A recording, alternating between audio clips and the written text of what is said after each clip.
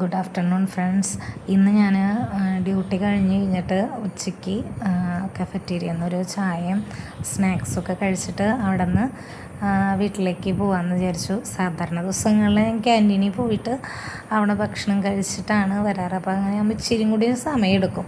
അപ്പോൾ അത് കാരണം കൊണ്ട് നമുക്ക് വേണ്ടാന്ന് വെച്ചിട്ട് വേഗം പോകാമല്ലോ എന്ന് വിചാരിച്ചിട്ട് ചായയും സ്നാക്സും കഴിച്ചിട്ട് ഞാൻ അവിടെ നിന്ന് ഇറങ്ങി നേരെ നമ്മൾ ബസ് കിട്ടി, ബസ് കയറി.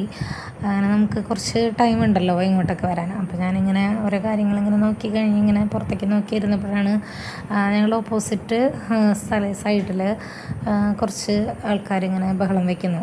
ചെറിയ കാര്യങ്ങൾക്കാണ്, എന്നാലും ഞാനിങ്ങനെ നോക്കിയപ്പോൾ ഞങ്ങളുടെ ബസ് കുറച്ച് നേരം സ്റ്റോപ്പ് ചെയ്തിട്ടു. ട്രാഫിക് റൂൾസ് നമുക്ക് അനുസരിക്കാൻ വേണ്ടിയിട്ട് തയ്യാറാക്കിയേക്കുന്നതാണ്.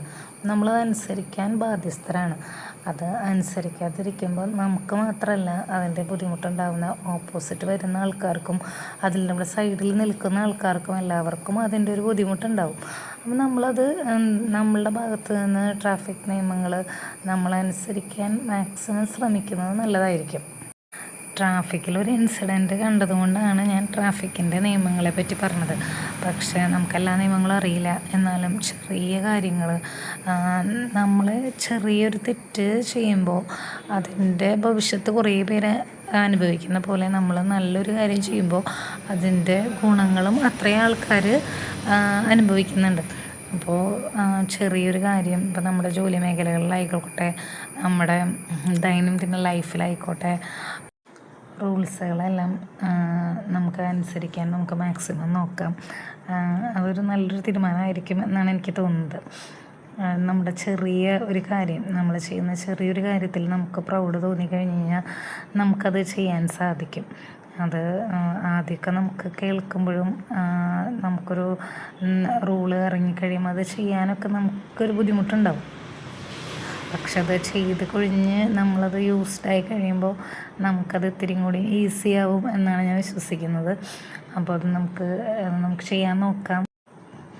ഞാനങ്ങനെ യാത്രയൊക്കെ കഴിഞ്ഞ് വീട്ടിലെത്തി കഴിഞ്ഞപ്പോൾ മിന്നു ട്യൂഷന് പോയിക്കായിരുന്നു. അങ്ങനെ മിന്നു ട്യൂഷനൊക്കെ കഴിഞ്ഞ് വന്ന് കഴിഞ്ഞപ്പോൾ മിന്നുൻ്റെ കൂടെ കുറച്ച് നേരം കളിച്ചു. അങ്ങനെ കളിയും ഫുഡ് കഴിക്കലൊക്കെ ഇതിൻ്റെ ഇടയിൽ ഇങ്ങനെ കഴിഞ്ഞു. അതൊക്കെ കഴിഞ്ഞപ്പോൾ അവൾക്ക് കുറേ കാര്യങ്ങൾ പറയാനുണ്ടായിരുന്നു. അതൊക്കെ എൻ്റെ അടുത്ത് ഇങ്ങനെ ഓരോ വിശേഷങ്ങളൊക്കെ ഇരുന്ന് പറഞ്ഞു.